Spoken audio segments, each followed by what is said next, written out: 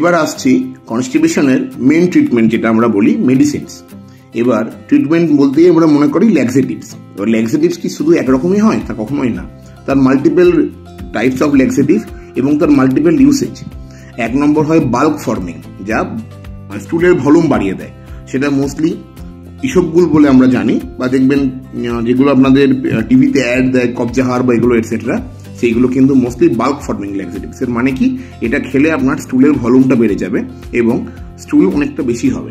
এটা এক ধরনের ট্রিটমেন্ট। আর একটা হয় অসমোটিক ল্যাক্সেটিভস, যেগুলো কি করে, কোলনের মধ্যে জল টেনে নেয়। জল টেনে নিয়ে স্টুলের ভলিউমটাকে বাড়িয়ে এবং স্টুলটাকে সফট করে দেয়। স্টুল সফট করলে স্টুল সহজে মুভমেন্ট করে বেরিয়ে যায়। 3 নম্বর হয় মিনারেল ল্যাক্সেটিভস। এটা মানে কি, স্টুলটাকে লুব্রিকেট করে দেয়। ওয়ালগুলোকে লুব্রিকেট করে দিলে স্মুথলি স্টুল বেরোতে পারে এবং কনস্টিপেশনের জেনারেলি প্রকোপটা কিন্তু কমে যায়। পার্টিকুলারলি এই 3 ধরনের ল্যাক্সেটিভ নিয়ে মোস্টলি আমরা কাজ করি। এটা ছাড়াও একটা হয় স্টিমুলেন্ট ল্যাক্সেটিভ বা বিসাকোডিল ট্যাবলেট বা যাকে বলি আমরা, দেখবেন ক্রিমাফিন ফ্রেশ এরকম নামে বিক্রি হয়।